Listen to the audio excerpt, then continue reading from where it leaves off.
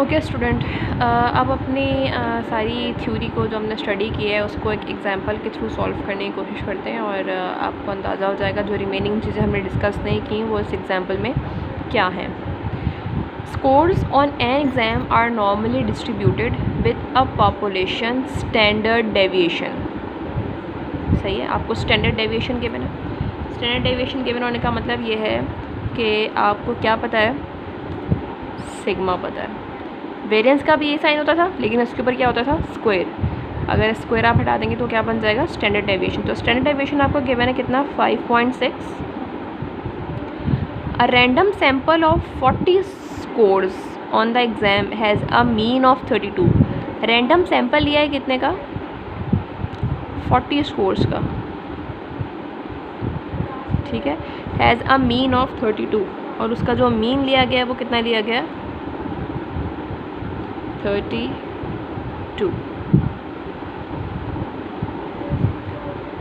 सही, आपने करना क्या है, एस्टिमेट द पॉपुलेशन मीन। आपको पॉपुलेशन मीन एस्टिमेट करना है, यानी कि आपको वो रेंज कैलकुलेट करनी है, ठीक है।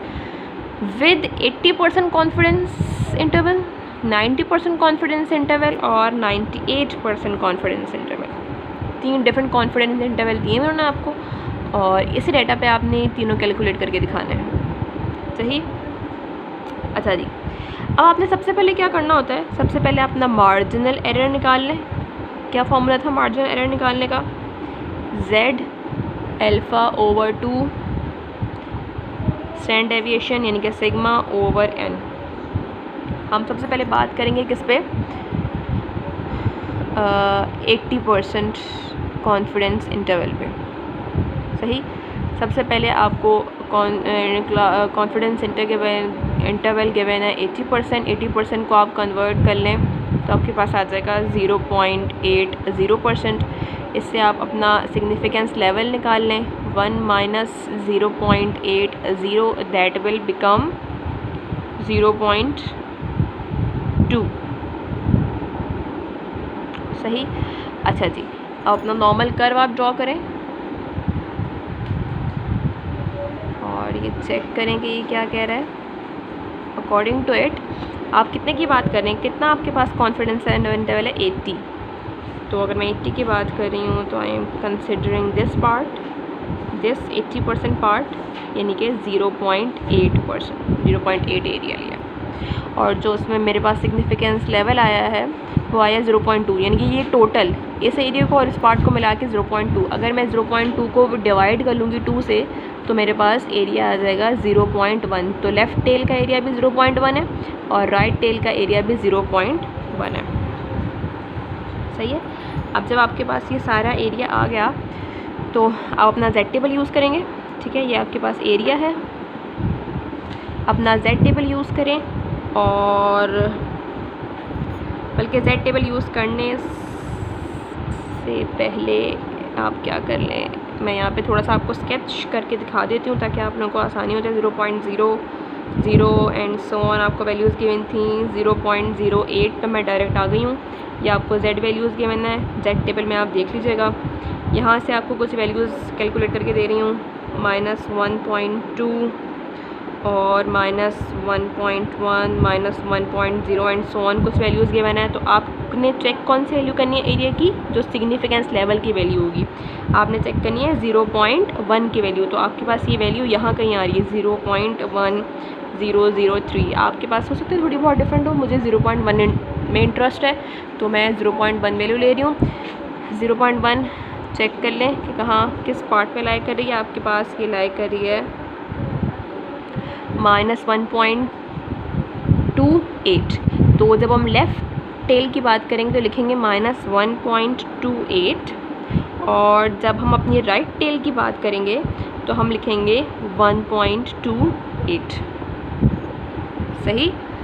यही वैल्यू सेम वैल्यू लेंगे लेकिन लेफ़्ट टेल के लिए नेगेटिव लेंगे और राइट टेल के लिए इसी वैल्यू को पॉजिटिव ले लेंगे। या आपने सारी जो है ना क्रिटिकल वैल्यूज़ आपने कैलकुलेट कर ली हैं। क्रिटिकल वैल्यू कैलकुलेट करने के बाद आप अपने फॉर्मूले की तरफ वापस आ जाएं। फॉर्मूला आपका क्या है, मार्जिनल एरर। क्रिटिकल वैल्यू आपने क्या निकाल ली है, 1.28। अच्छा, आपके पास स्टैंडर्ड डेविएशन का सिग्मा क्या गिवन था, 5.6 डिवाइडेड बाय √40। अब बहुत से स्टूडेंट्स ये सोच रहे होंगे मिस यहाँ पर दो वैल्यूज़ हैं, -1.28 भी है और 1.28 भी है, तो आपने सिर्फ यहाँ ये क्यों नहीं पॉजिटिव 1.28? तो इसका आंसर मैं आपको आगे जाके देती हूँ, ठीक है।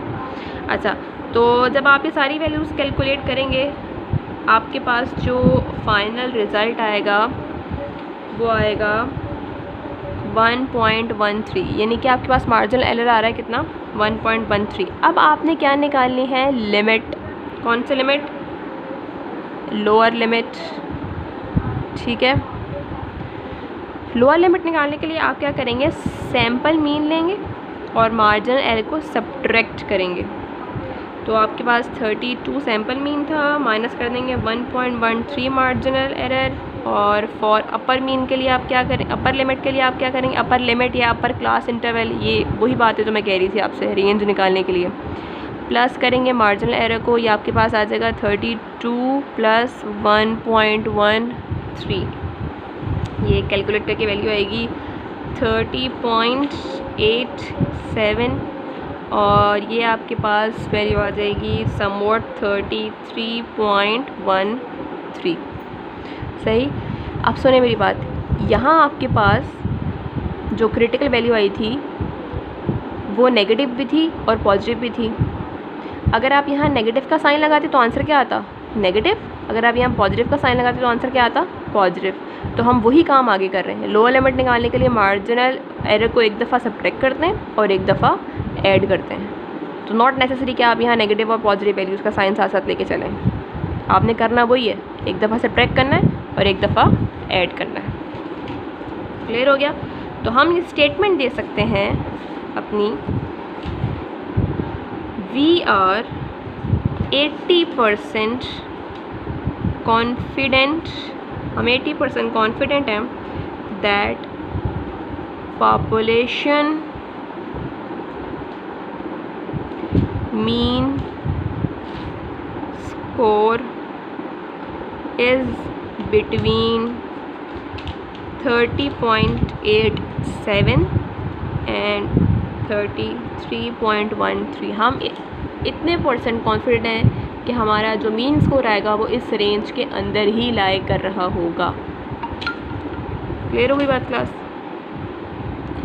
अब आपने यही सारा काम करना है किस कॉन्फिडेंस इंटरवल के लिए, 90% के लिए, और यही सारा काम करना है किसके लिए, 98% के लिए। Is it clear class. Hopefully कि आप ये अब दोनों खुद आराम से निकाल सकते हैं।